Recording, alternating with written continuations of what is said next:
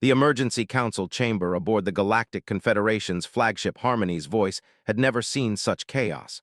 Representatives from 47 species filled the crystalline amphitheater, their various forms of communication creating a cacophony that even the universal translators struggled to process.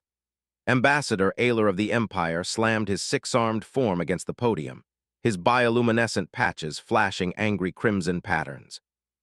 The humans did what? His voice boomed through the chamber, causing several smaller species to cower behind their protective barriers. High Chancellor, a towering figure whose species had overseen galactic peace for 3, raised one of her 4 hands for silence. The gesture was futile. The assembled representatives continued their heated discussions, some literally heating up as the thermal-based delegates began glowing with agitation. "Please, honored delegates," his voice carried the authority of eons, finally cutting through the noise. "Let us review the facts calmly."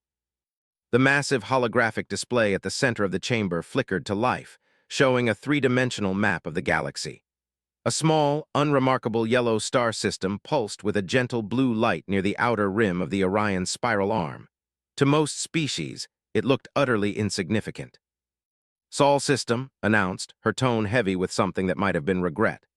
"Home to the species known as humans, population approximately 8 billion, technological classification early space age, military threat assessment."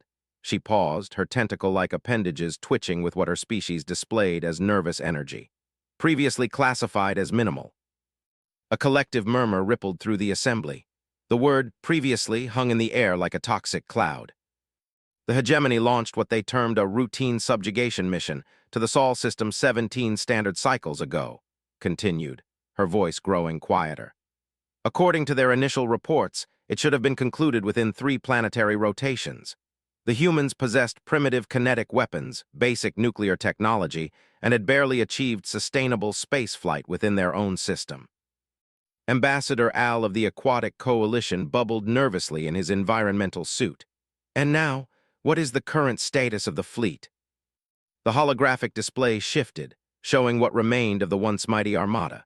Where 3,000 vessels had once formed an overwhelming force, scattered debris fields now drifted through space like metallic snow. Only 2 ships remained intact, both bearing surrender signals that flashed continuously in desperate patterns. "Gone," said simply. 3,000 ships eliminated." The chamber erupted again. This time, the translator system simply gave up, producing only static as dozens of species attempted to process this impossible information simultaneously. Elder Eye of the Ancient Ones, whose race had witnessed the rise and fall of countless civilizations, slowly rose from her meditation pod. When she spoke, her words carried the weight of cosmic history. "High Chancellor, surely there has been an error in the data transmission.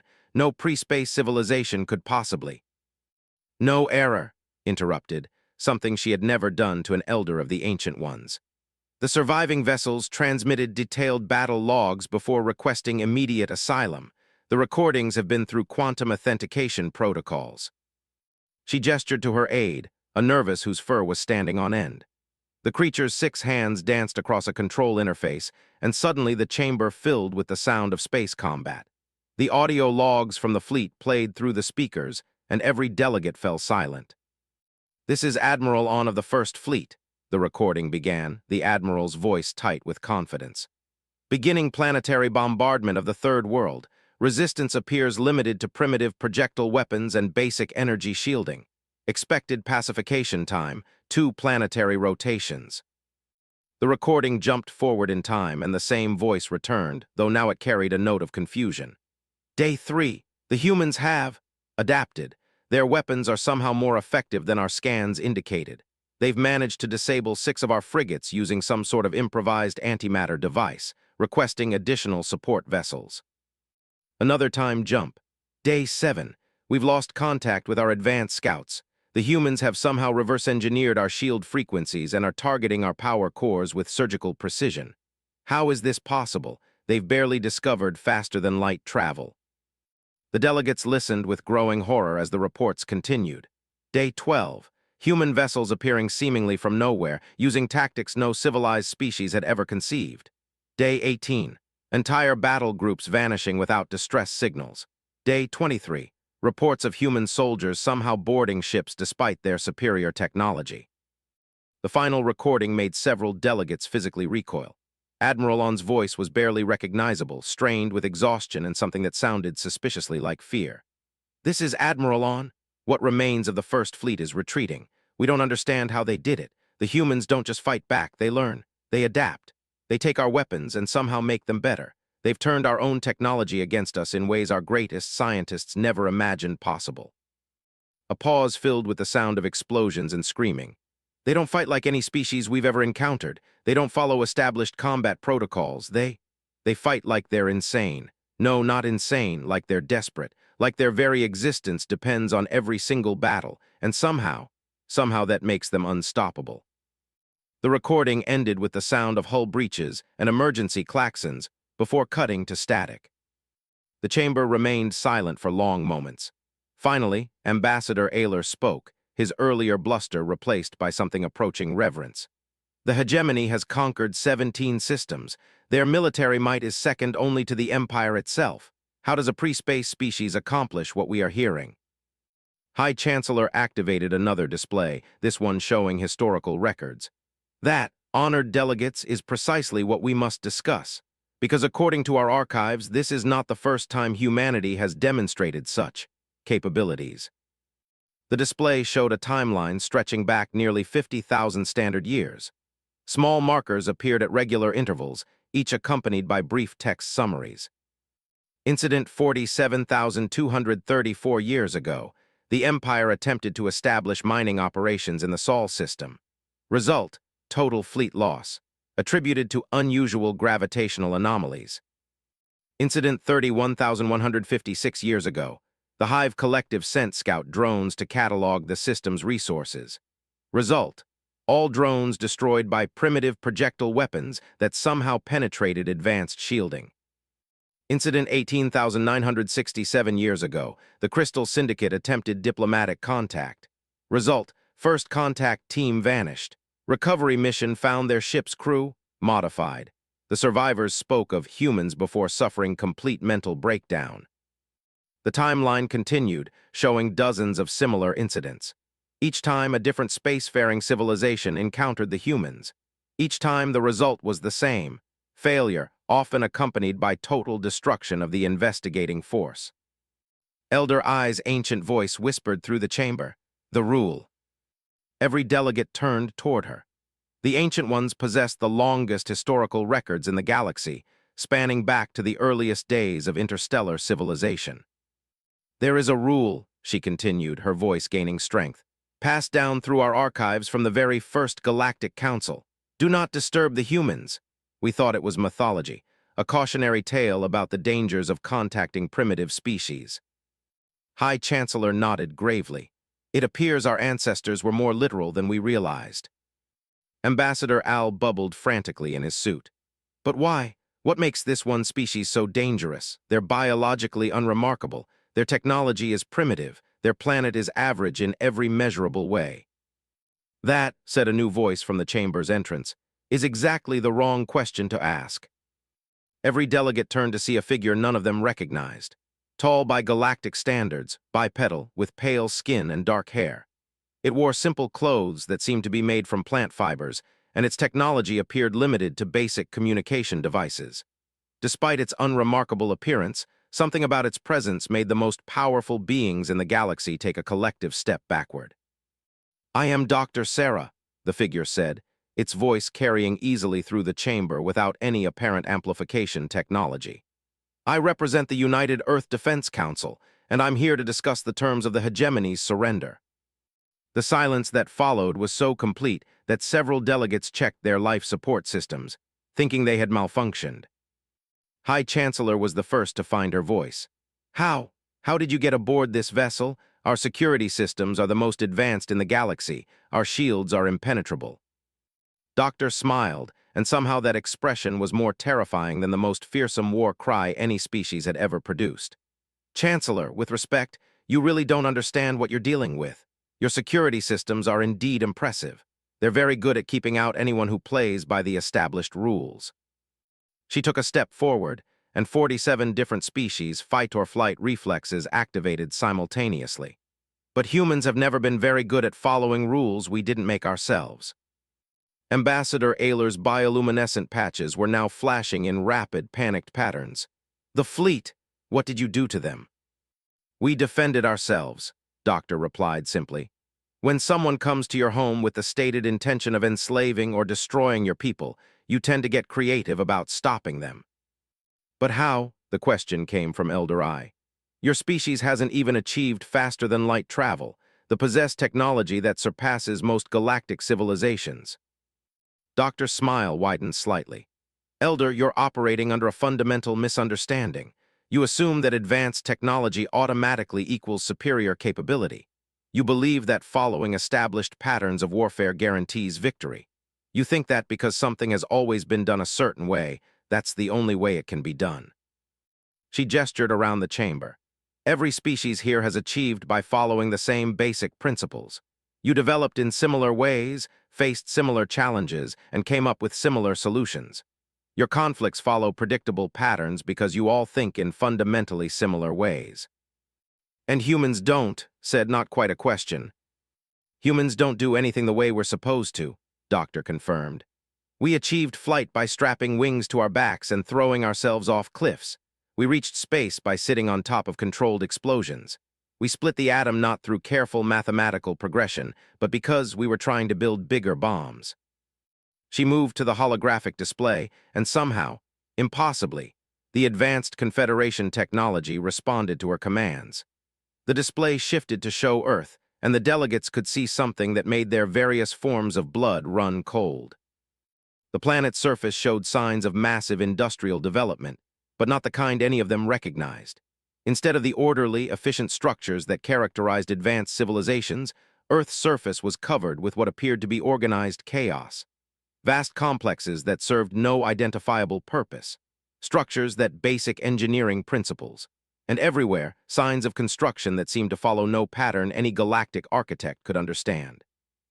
"What are we looking at?" whispered Ambassador Al. "Humanity preparing," Doctor said simply. "You see, the thing about humans is that we never stop thinking about how to survive the impossible. Every single day, billions of us wake up and spend our time imagining new ways to solve problems that don't exist yet. We call it entertainment." The display zoomed in on various locations. What had appeared to be random structures now revealed themselves to be testing facilities, research complexes, and manufacturing centers unlike anything in galactic civilization. "We have writers whose only job is to imagine how aliens might attack us and then figure out how we'd fight back. We have engineers who spend their free time designing weapons that violate basic physics. We have children who play games about conquering the galaxy before they're old enough to leave there." Doctor turned back to the assembled delegates. "The hegemony made the mistake of thinking that just because we hadn't encountered alien technology before, we hadn't thought about it. But humans have been imagining alien invasions for thousands of years. We've been planning for this exact scenario since before we could even reach our own moon." Elder Eye's ancient mind was struggling to process this information. "You're saying your entire species has been preparing for galactic warfare without ever having encountered galactic civilization." "Not just preparing," Doctor corrected. "Optimizing. See, humans have this quirk. We tend to assume everyone we meet is going to try to kill us eventually. It's kept us alive for quite a while. So when we imagine threats, we don't imagine fair fights. We imagine overwhelming superiority coming to destroy us, and then we figure out how to win anyway." The display shifted again, showing tactical recordings from the recent battle. The delegates watched in horrified fascination as human forces demonstrated capabilities that shouldn't have been possible. "Your people fight with honor," Doctor observed, watching their reactions. "You follow established rules of engagement. You use your technology in the ways it was designed to be used. You announce your intentions and give your enemies time to respond appropriately." That's how civilized beings conduct warfare," stammered Ambassador Ayler. "And that's exactly why you lose to us," Doctor replied. "Humans don't fight fair, we don't announce our intentions, we don't use our technology the way it was designed to be used, and we certainly don't give our enemies time to respond appropriately." She gestured to the tactical display. The fleet came to our system expecting to face a primitive civilization using primitive tactics. Instead, they found 8 billion humans who had spent their entire lives thinking about exactly this scenario. They found weapons that shouldn't exist, tactics that violate military doctrine, and strategies that no sane species would ever attempt. High Chancellor found herself leaning forward despite every instinct telling her to flee. "What do you want from us?" Doctor's expression became serious. "That depends entirely on you. The hegemony is no longer a threat to anyone. We've made sure of that. But their attack on our world has revealed something important. The galaxy is not as safe as we'd hoped." She moved closer to the central podium, and the most powerful beings in known space instinctively backed away. "For 50,000 years, your predecessors followed the rule, 'Don't disturb the humans.' That was wisdom. But the rule has been broken. Humanity is now aware of galactic civilization, and there's no going back." "What does that mean for the rest of us?" Elder I asked, her voice barely a whisper. Doctor smiled again, and this time it held a warmth that was somehow even more terrifying than her earlier expressions. "That depends entirely on your intentions. The United Earth Defense Council has spent the last 17 days analyzing galactic civilization through the databases.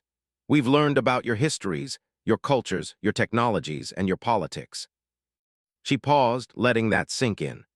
"We've also identified every single species that has territorial disputes with their neighbors, every government that has considered expansionist policies, and every military force that might pose a potential threat to human interests."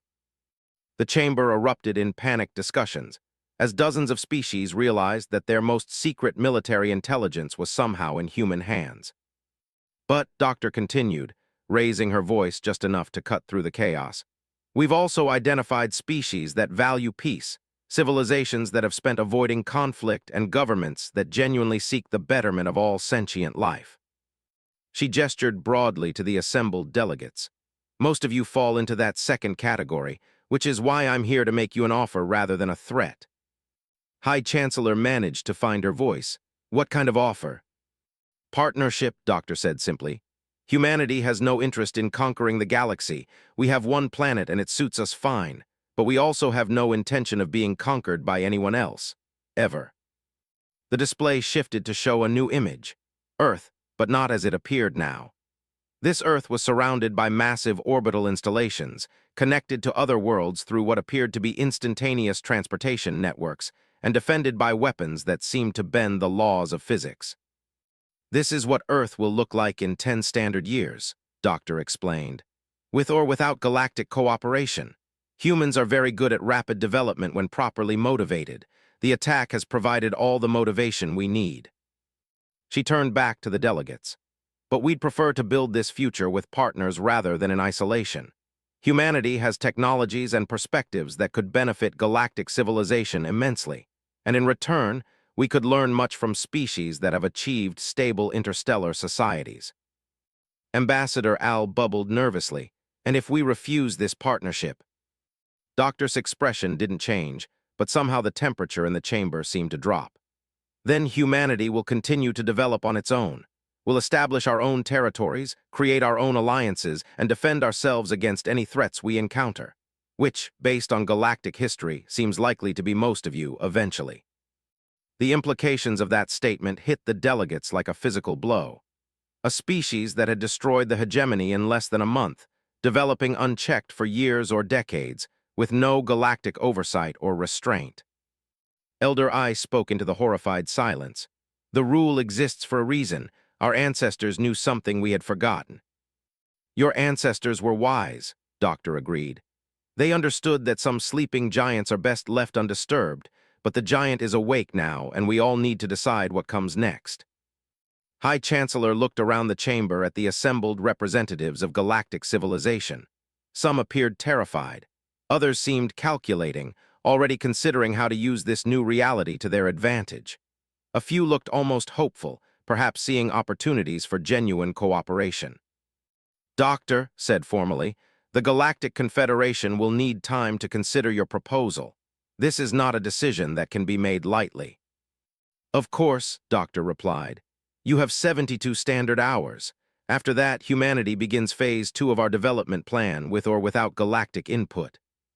She moved toward the chamber's exit, then paused. "Oh, and Chancellor, you might want to update your security protocols. If one human can walk onto your flagship undetected, imagine what 1,000 could do." As Doctor left the chamber, the delegates sat in stunned silence. The galaxy had just changed forever, and none of them were entirely sure if that was a good thing or the end of everything they had known. High Chancellor looked up at the holographic display, still showing the debris field where the fleet had once been. For 50,000 years, the rule had kept the galaxy safe from humanity. Now that the rule was broken, she could only hope that humanity would choose to keep the galaxy safe from itself. The emergency session continued for 18 more hours, but the real decision had already been made. The age of human isolation was over. What would replace it remained to be seen. The Nexus station orbited the galactic core, a massive structure that had served as the political and economic heart of civilization for over 15,000 years. Built by the combined efforts of 12 major species, it housed over 40 million beings from across the galaxy and processed trade agreements worth trillions of credits daily. Today, however, the normally bustling corridors were unusually quiet. Word of humanity's emergence had spread through galactic society like wildfire. Within days of the Confederation emergency session, every major news network was broadcasting the story. The footage of the destroyed fleet played on endless loops, accompanied by increasingly hysterical commentary from military analysts who couldn't explain what they were seeing. In the high-security conference room at the station's core, representatives from the galaxy's most influential civilizations had gathered for an emergency meeting. Unlike the formal Confederation assembly, this was an unofficial gathering of the powers that truly shaped galactic politics. Senator Quell of the Merchant Coalition adjusted her breathing apparatus and studied the data streaming across her personal display. The coalition controlled 40% of galactic trade routes, and their analysis painted a disturbing picture. "The economic implications alone are staggering," she announced to the assembled group. "Human technology appears to violate fundamental principles we've based our entire manufacturing economy on. If they can truly convert matter to energy with the efficiency their weapon systems suggest, every major industrial corporation in the galaxy becomes obsolete overnight." Warlord of the Crimson Horde laughed, a sound like grinding metal. His species had built their reputation on military might, and the destruction of the fleet hadn't intimidated him, it had excited him. "You think too small, Merchant," he growled through his translator. "The humans have shown us something magnificent, how to fight without honor, without rules, without mercy. This is not a threat, this is an opportunity. Think of what we could accomplish if we learned their methods." "You speak of learning their methods as if they would teach us," interjected Mind Singer of the Psychic Collective. Her species communicated through directed thoughts rather than speech, making her words echo strangely in everyone's minds. "But what if their capabilities cannot be taught? What if they arise from fundamental differences in human cognition that cannot be replicated?" The question hung in the air like a toxic cloud. Every species in the galaxy had evolved along similar paths of development. Their technologies, while different in detail, followed the same basic principles. Their societies, while varied in structure, addressed the same fundamental challenges.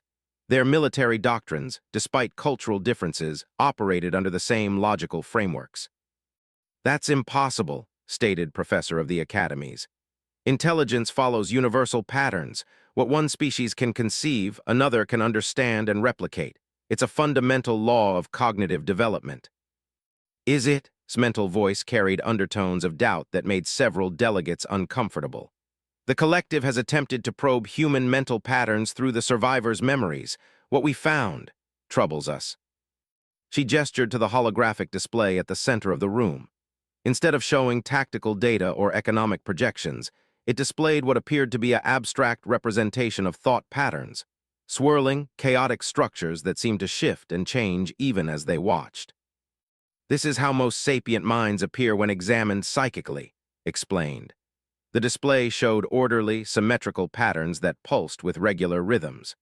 Logical, predictable, following established neural pathways that develop along species-specific but comprehensible lines. The display shifted. "This is what we found when we examined the memories of human thought patterns." The orderly structures dissolved into chaos. The new pattern resembled nothing so much as a storm. violent, unpredictable, with sudden flashes of brilliant clarity emerging from apparent disorder before disappearing back into the maelstrom. "That can't be right," Professor protested. "No stable intelligence could function with such disorganized cognitive patterns." "And yet," replied, "these disorganized patterns defeated the most advanced military force in our region of the galaxy in less than a month." Warlord studied the display with professional interest. "Show us their battle planning patterns."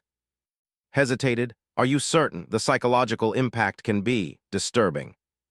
"Show us." The display shifted again, showing what appeared to be multiple thought processes occurring simultaneously.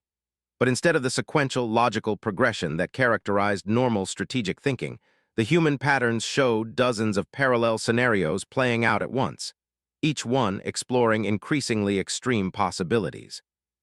"They don't plan for likely outcomes," explained, her mental voice strained with the effort of maintaining connection to the alien patterns. "They plan for impossible ones. While the strategists were calculating optimal force deployment, the humans were simultaneously considering how to use stellar engineering as a weapon, how to convert their own planetary atmosphere into an explosive device, and how to weaponize quantum uncertainty." "But that's insane," breathed Senator Quell. "Most of those scenarios would destroy their own world." "Precisely," agreed. "And that's what makes them so dangerous. They plan for scenarios no rational species would ever consider, which means they're prepared for situations that would paralyze conventional strategic thinking." A new voice entered the discussion. "Perhaps we're approaching this from the wrong angle entirely." Every head turned toward the speaker, Ambassador Oran of the Diplomatic Corps, whose species had successfully negotiated peace treaties for over 10,000 years. "Instead of focusing on how dangerous humans might be," Oran continued, "we should consider what they actually want. Doctor's proposal was surprisingly reasonable. Partnership, not conquest. Mutual benefit rather than subjugation." Warlord snorted. "Words, any species intelligent enough for is intelligent enough to lie. Their actions tell the true story." "Their actions were defensive," Oran pointed out. "They attacked them. They responded. Harshly, yes, but they didn't pursue the survivors. They didn't launch retaliatory strikes against territories. They sent one representative to negotiate terms. One representative who somehow penetrated the most secure facility in the galaxy," Senator Quell reminded them, "and who casually mentioned that her government had analyzed our most classified databases. That doesn't sound like simple self-defense to me." Before anyone could respond, the room's communication system activated. The artificial intelligence that managed Nexus Station spoke in its characteristically neutral tones. "Honored delegates, we are receiving an incoming transmission from the Sol system. The sender identifies herself as Dr. Sarah of the United Earth Defense Council." The assembled representatives exchanged glances.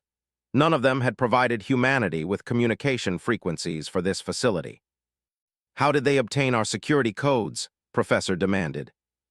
"Unknown," the AI replied. "However, the transmission includes quantum authentication signatures that match Confederation standards. Doctor requests permission to address the assembly." Senator Quell made a quick calculation. Refusing to speak with humanity's representative could be seen as an aggressive act. But accepting the communication would essentially acknowledge that humans had somehow infiltrated their most secure networks.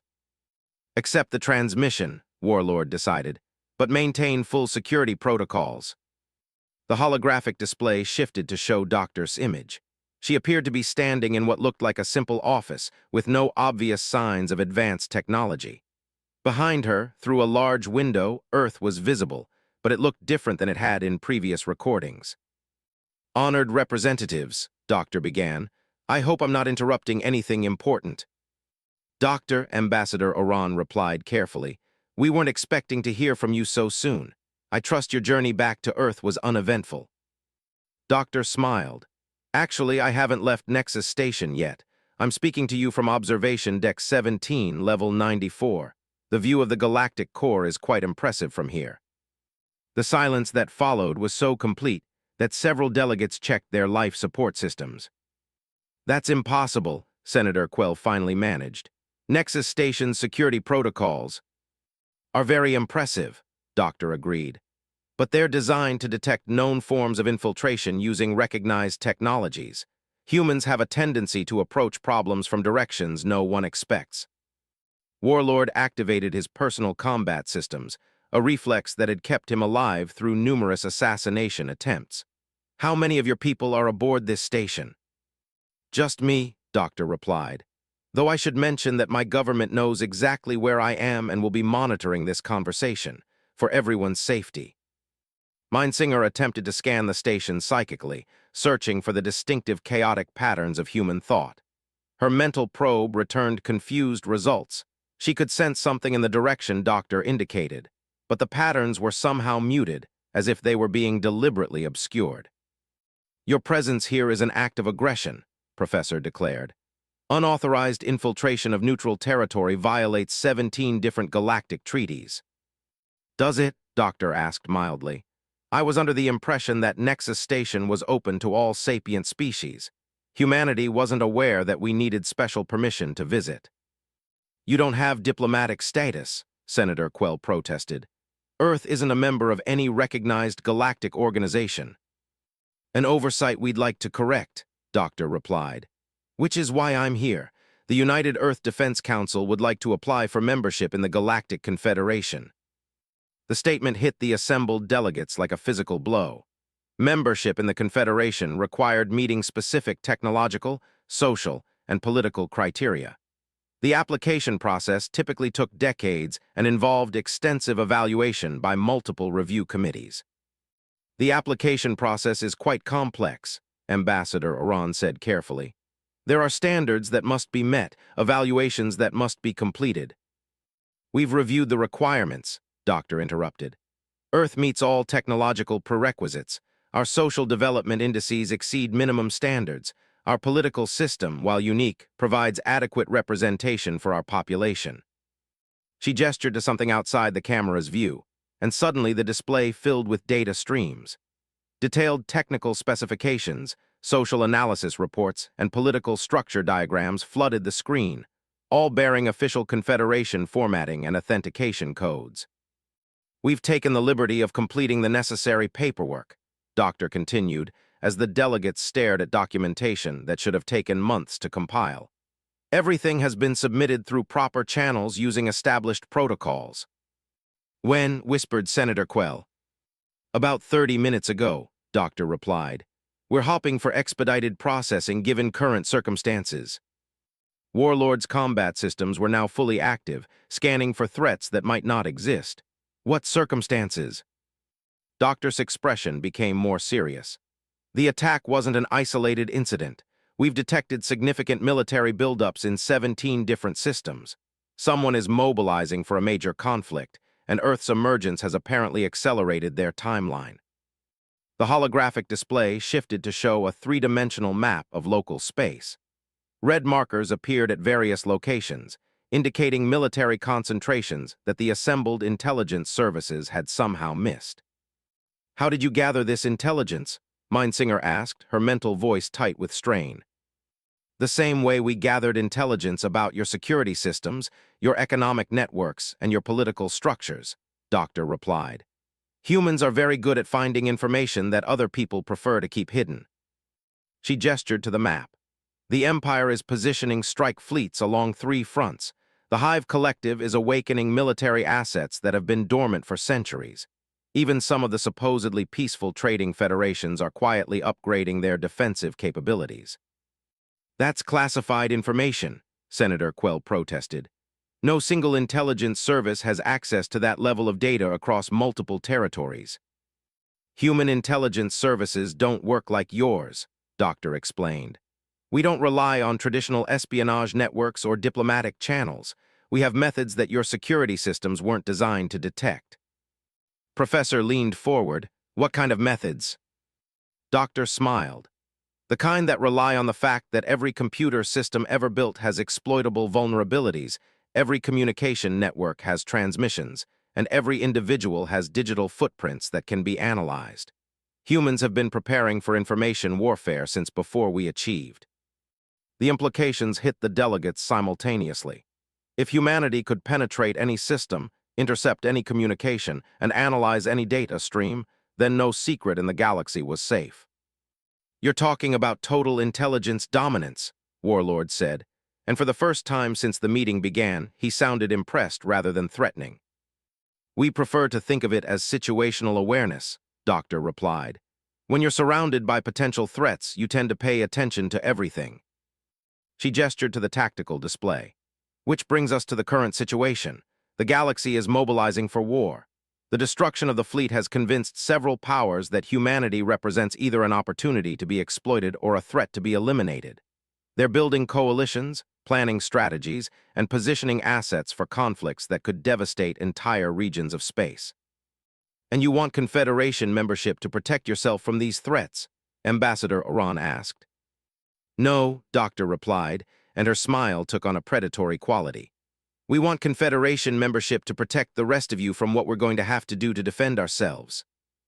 The room fell silent again. Outside the communication link, several delegates were frantically signaling their aides to begin emergency evacuations. Doctor said carefully, "What exactly do you mean by that?" "I mean that humanity has spent the last month analyzing galactic military doctrine, studying historical conflict patterns, and identifying strategic vulnerabilities in every major power structure. We've also been developing response protocols for various threat scenarios." The tactical display shifted again, showing simulation results that made even Warlord recoil. Entire star systems going dark, trade routes severed by what appeared to be localized space-time distortions, fleets simply vanishing without any indication of what had destroyed them. "These are our defensive projections," Doctor continued. "What happens if major galactic powers attempt coordinated action against humanity? The simulations assume conventional warfare using established strategic doctrines." "Those casualty estimates," Senator Quell's voice was barely a whisper, "are conservative," Doctor finished. "They assume our opponents will maintain rational command structures and predictable tactical responses. If they become truly desperate, the actual numbers could be significantly higher." Professor was staring at the projections with academic fascination. "How is this level of destruction possible? Even the most advanced civilizations don't possess weapons capable of these effects."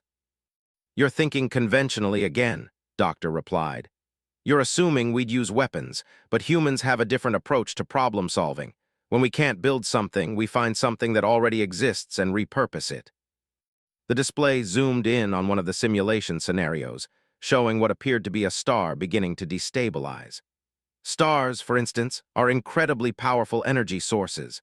With the right manipulation, they can be turned into incredibly powerful energy weapons. "You're talking about stellar engineering as a military tactic," breathed. "We're talking about using any available resources to defend our home," Doctor corrected. "The universe is full of dangerous phenomena that most species try to avoid. Humans have been studying those phenomena for centuries, trying to understand how they work and how they might be controlled." She gestured broadly. "Black holes, supernovas, quantum cascades, dimensional rifts. Most civilizations consider these things natural disasters to be avoided. Humans consider them potential tools to be understood." "That's insane," Senator Quell protested. "The risks involved in attempting to weaponize cosmic phenomena are acceptable when the alternative is extinction," Doctor interrupted. "Which is what we face if current galactic tensions continue to escalate." The room was silent for several long moments. Finally, Ambassador Oran spoke. "Doctor, are you threatening us?" "I'm informing you," Doctor replied. "Humanity prefers cooperation to conflict. We'd rather be partners than adversaries, but we will not be victims." She stood, and the camera angle shifted to show her moving toward what appeared to be a window overlooking the galactic core. "Your predecessors created the rule for good reasons. They understood that some forces are too dangerous to provoke. We're offering you the chance to learn from their wisdom." "And if we refuse?" Warlord asked. Doctor turned back to face the camera, and her expression was entirely serious. "Then you'll learn why the rule existed in the first place." The transmission ended, leaving the assembled delegates staring at a blank screen. Outside the conference room, Nexus Station continued its normal operations, unaware that the balance of galactic power had just shifted fundamentally. After a long silence, Ambassador Oran spoke. I believe we need to seriously consider Doctor's application for Confederation membership. Agreed, Senator Quell said quietly, though I suspect the membership vote is going to be somewhat one-sided. Professor was still studying the simulation data. The technological implications alone, if humanity is willing to share even a fraction of their capabilities.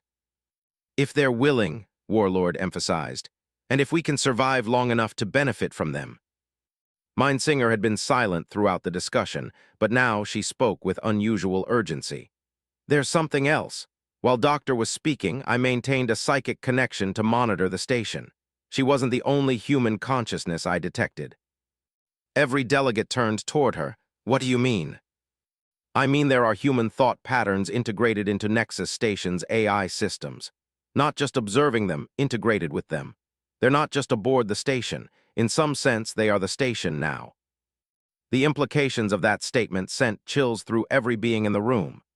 Nexus Station controlled galactic communications, financial networks, and administrative systems for half the civilizations in known space. How long have they been there? Senator Quill asked. I don't know, admitted. Their integration is so complete that it's impossible to determine when it began. They could have been there for days, weeks, or even longer. Ambassador Oran activated his emergency communication system. I'm calling an immediate session of the full Confederation Council. Humanity's membership application needs to be fast-tracked. Why the urgency? Professor asked. Oran looked around the room at the most powerful beings in galactic civilization. Because I suspect that Doctor's application wasn't a request, it was a notification. Humanity isn't asking permission to join galactic civilization. He paused, studying the blank display where Doctor's image had been. They're informing us that they already have. Confederation Council had never held an emergency session quite like this one. In the massive amphitheater that served as the galaxy's legislative heart, representatives from over 300 species sat in stunned silence as they processed the events of the previous week. The holographic displays surrounding the chamber showed real-time updates from across known space, and every single update painted the same picture. The galaxy was changing faster than anyone could comprehend. High Chancellor stood at the central podium, her 4 hands clasped behind her back as she addressed the assembly. Honored delegates, we face an unprecedented situation. In the 72 hours since humanity's emergence became public knowledge, we have recorded over 14,000 separate incidents of civil unrest, 17 military mobilizations, and 3 complete governmental collapses. She gestured to the displays, which showed footage from across the galaxy. On Prime, massive crowds had gathered outside government buildings demanding immediate military action against the human threat. In the aquatic coalition territories, entire underwater cities had been evacuated as their populations fled to what they perceived as safer regions. The normally peaceful academic worlds were experiencing their first armed conflicts in over 1,000 years, as different factions debated how to respond to humanity's technological revelations. The mere knowledge that humans exist has destabilized our entire civilization, continued. But that is not why we have called this emergency session. Displays shifted to show a new image, Earth as it appeared now, but the planet that had been unremarkable just weeks ago was no longer recognizable. Massive orbital structures surrounded it like a mechanical shell. Energy readings from the system suggested power outputs that dwarfed entire galactic civilizations. Most disturbing of all, space around Earth showed signs of fundamental alteration, regions where the laws of physics seemed to operate differently than they did in the rest of the universe. This is what humanity has accomplished in the time since their membership application was submitted, announced. We estimate that they have compressed what should be centuries of development into less than a month. Delegate Ash of the Industrial Alliance raised one of his 6 arms. How is such rapid development possible? Even our most advanced species require decades to implement major technological upgrades. Because we assume normal development follows logical progression, replied a familiar voice from the chamber's entrance. But humans don't really do normal development. Dr. Sarah walked into the amphitheater as if she belonged there, flanked by 2 individuals who made the assembled delegates collectively hold their breath. One appeared to be a standard human female, but something about her presence suggested vast intelligence operating behind casual features. The other was clearly human as well, but wore what appeared to be advanced technological integration that blurred the line between biology and machinery. Dr. High Chancellor said, managing to keep her voice steady, "We weren't expecting you to attend this session in person." "I thought it would be helpful," Doctor replied. "There seems to be some confusion about humanity's intentions, and face-to-face communication tends to be more effective than remote transmissions." She gestured to her companions. "This is Dr. Lisa Park, our Director of Accelerated Development, and Commander, our representative from the Enhanced Human Project." The delegates studied the two newcomers with growing unease. Dr. Park appeared normal enough, but something about her eyes suggested she was processing information at rates that should have been impossible for biological intelligence. Commander was even more disturbing. His movements were too precise, his reactions too fast, and occasionally his eyes would flicker with patterns of light that suggested his visual processing had been fundamentally altered. "Enhanced Human Project?" asked Elder Eye, her ancient voice carrying undertones of deep concern. "One of our development initiatives," Doctor explained casually. "When you're facing potential threats from species that have had thousands of years to develop, you need to accelerate your own capabilities. Humans have always been good at adapting ourselves to meet new challenges." Commander stepped forward, and several delegates instinctively activated personal protection systems. When he spoke, his voice carried harmonics that suggested his vocal cords had been modified. "The Enhancement Project represents humanity's approach to the intelligence gap," he said, and his words seemed to bypass normal auditory processing to speak directly to the delegates' minds. "If other species have superior technology, we develop superior operators for that technology. If they have centuries of experience, we create humans with accelerated learning capabilities.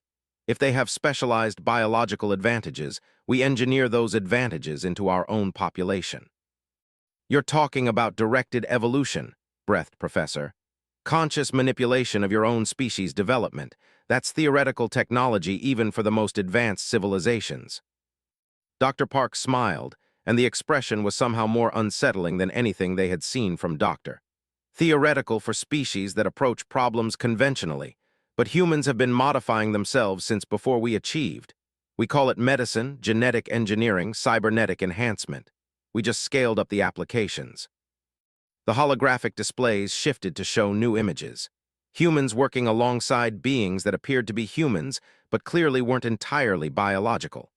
Some showed obvious technological integration, others appeared to have been modified at a fundamental genetic level, and a few easy classification altogether. "What are we looking at?" whispered Delegate Ash.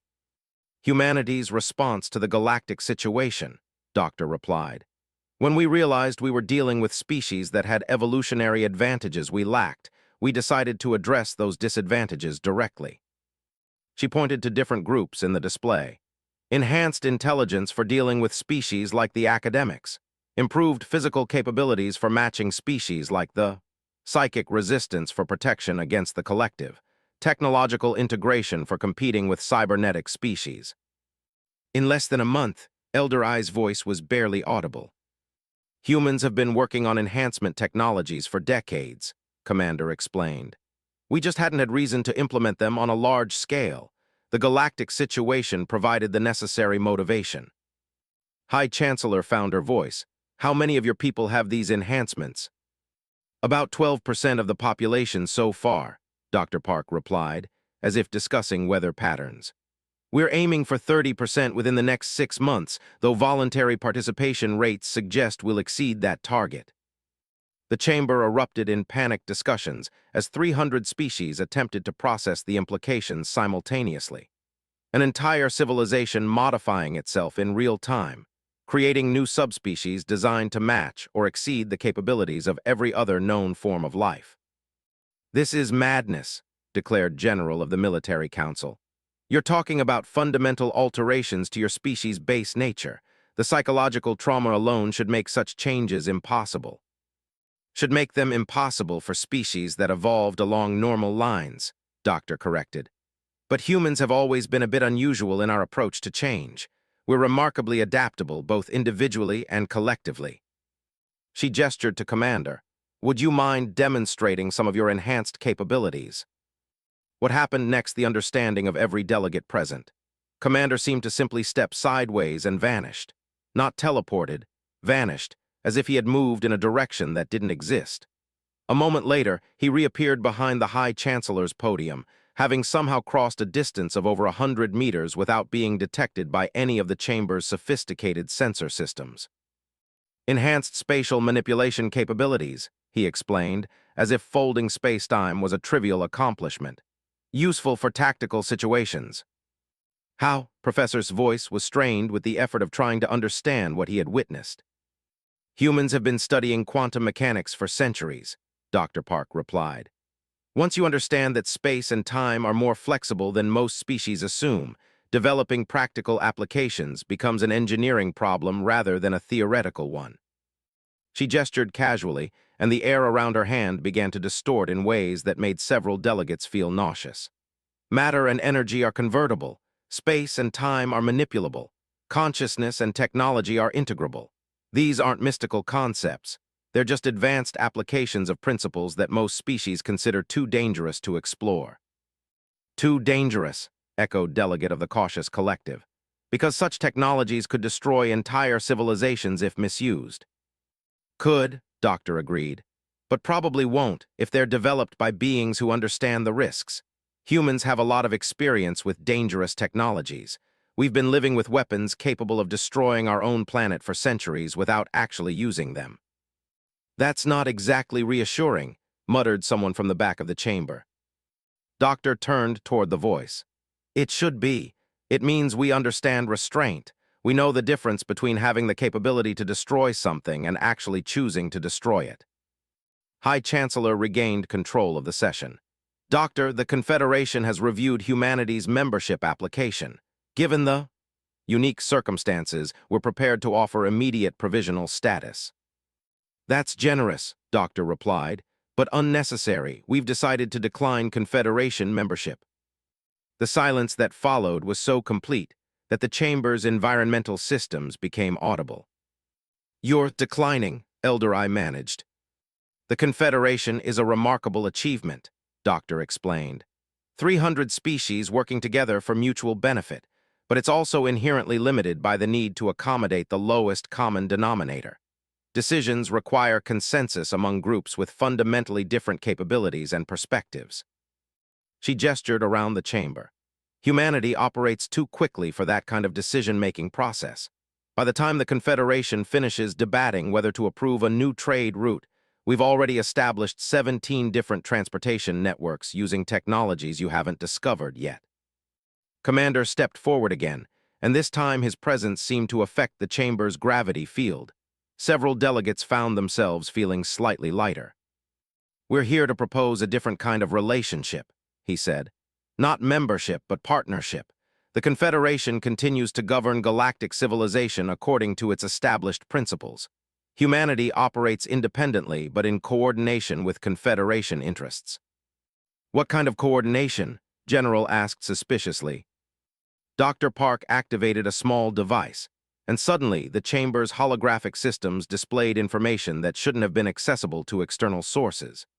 Real-time military positions, classified diplomatic communications, and economic data that was supposed to be secured by quantum encryption appeared in the air above the delegates' heads. The kind where we monitor galactic stability and intervene when necessary, she explained. Humanity has no interest in governing other species. We're perfectly happy to let you continue managing your own affairs. But we also won't allow galactic civilization to collapse due to internal conflicts or external threats. You're talking about establishing humanity as a galactic police force, High Chancellor said slowly.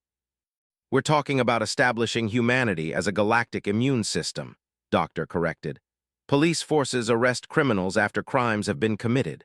Immune systems eliminate threats before they can cause damage. The displays shifted to show current threat assessments that made several delegates grip their seats. Military buildups that had been carefully hidden were exposed in detail. Terrorist organizations that thought they were operating in secret found their plans displayed for all to see. Even the private conversations of several would-be tyrants were playing out in real-time audio. This is a massive violation of sovereignty, protested ambassador of the independent systems. This is survival, Doctor replied. Galactic civilization has survived for thousands of years because it's been relatively isolated from existential threats. But isolation ended when humanity emerged. Now every species knows that rapid technological development is possible. Every government knows that established power structures can be overthrown by new capabilities. Every military knows that conventional warfare doctrines are obsolete. She gestured to the threat assessments. Without intervention, current tensions will lead to conflicts that could devastate entire regions of space. Billions of beings will die. Entire civilizations will be destroyed, all because different groups are trying to either destroy humanity or capture human technology for themselves. Commander's voice carried harmonics that seemed to resonate directly with the delegates' nervous systems. We're offering to prevent that outcome. Humanity will monitor galactic stability and eliminate threats before they can escalate. In return, galactic civilization continues to operate normally, with the understanding that certain behaviors are no longer acceptable. What behaviors? Elderai asked.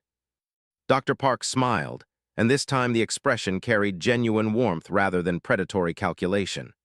Genocide, slavery, wars of conquest, technological development aimed at planetary destruction, attempts to create or deploy biological weapons, the usual list of activities that civilized beings should avoid anyway. And if someone violates these restrictions, General's voice was carefully neutral. Then they discover why our ancestors created the rule, Doctor said simply. The chamber fell silent again as the implications sank in. Humanity wasn't asking for permission to reshape galactic civilization. They were informing the Confederation that they had already done so. This is an ultimatum, Delegate Ash said finally. This is an offer, Doctor corrected. Accept humanity as a partner in maintaining galactic stability and continue to enjoy the benefits of interstellar civilization. Reject the offer and deal with the consequences of an increasingly unstable galaxy without human intervention. High Chancellor looked around the chamber at 300 species representatives, all of whom seemed to be reaching the same conclusion. And if we accept this partnership, what assurances do we have that humanity won't abuse its position? Doctor gestured to Commander and Dr. Park. The same assurance you have that any of your own governments won't abuse their positions.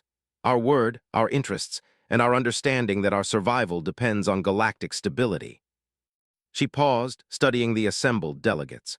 Plus the knowledge that humanity has already had every opportunity to abuse whatever power we possess, and instead we're standing here offering cooperation. Commander moved again, and this time his spatial manipulation was even more dramatic. He seemed to exist in multiple locations simultaneously before resolving back into a single position. We could have simply taken control of galactic communication networks, transportation systems, and financial structures. We could have imposed our will through force. We could have eliminated potential threats without negotiation. Instead, Dr. Park continued, we're asking for your cooperation in maintaining the civilization you've spent thousands of years building. We want to be partners, not rulers. Elder I spoke into the silence that followed. The Ancient Ones remember the original reasons for the rule. Our ancestors knew that some forces were too powerful to be controlled, but they also believed that such forces could choose to be beneficent. She looked directly at Doctor. Are you offering to be humanity's restraint on itself? We're offering to be galactic civilization's immune system, Doctor replied. Including immunity against the potential dangers of human development. We understand the risks we represent. We're proposing a system that protects everyone, including protecting you from us if that becomes necessary. High Chancellor realized she was witnessing the end of one age and the beginning of another. The era of slow, consensus-based galactic governance was over. In its place, humanity was proposing something unprecedented, a voluntary partnership between a species with godlike capabilities and civilizations that possessed ancient wisdom. The Confederation will need time to consider this proposal, she said formally. Doctor nodded. Of course, you have until the attack fleets reach firing positions. Every delegate in the chamber turned to stare at her. What attack fleets? General demanded. Commander gestured to the holographic displays, which shifted to show real-time tactical information.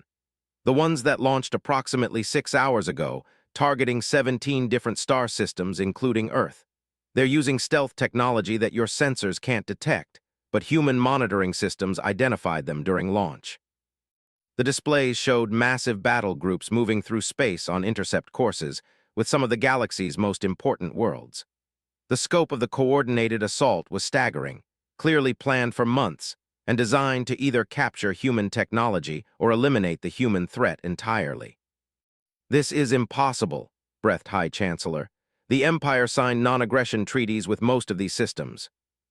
Treaties they apparently considered non-binding in the current circumstances," Dr. Park observed. "They've calculated that capturing human technology is worth risking galactic war." Doctor looked around the chamber at the panicked delegates. "This is exactly the kind of situation humanity is prepared to address. The question is whether you want us to handle it as partners working within galactic law or as an independent force acting according to human judgment." "How long before the fleets reach their targets?" General asked. Commander's eyes flickered with data streams. "Approximately 14 hours for the closest targets, 72 hours for the most distant." "And how long would it take Confederation forces to mount an effective response?" High Chancellor asked. 3 weeks minimum," the general replied grimly. "Assuming we could get authorization for military action, which requires a full council vote and—" "Which is exactly why the traditional system won't work in the current environment," Doctor interrupted. "Threats now develop faster than bureaucratic responses can address them." She moved to the center of the chamber, and somehow her presence filled the entire space. "Humanity can neutralize the fleets within 6 hours. We can do it without significant casualties, without damaging neutral territories, and without destabilizing regional power balances. But we need to know whether we're acting as partners in galactic civilization or as an independent force protecting our own interests." The chamber erupted in frantic discussions as 300 species attempted to make the most important decision in galactic history.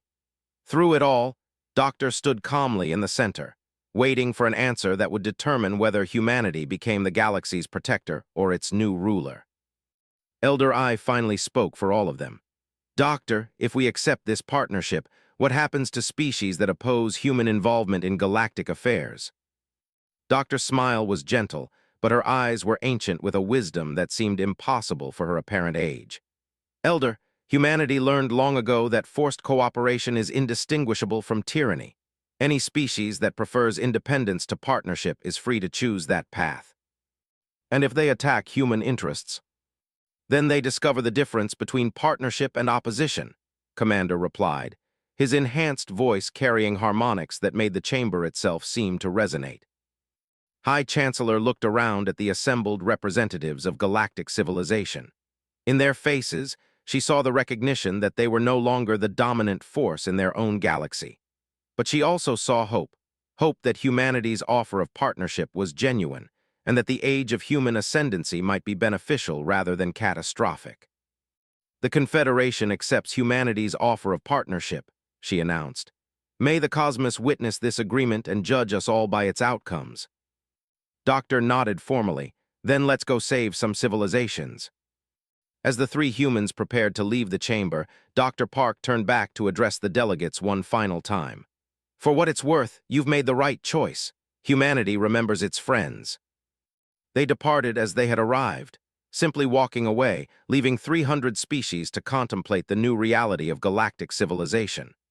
Outside the chamber, the cosmos continued its ancient dance, unaware that the rules governing its inhabited worlds had just fundamentally changed.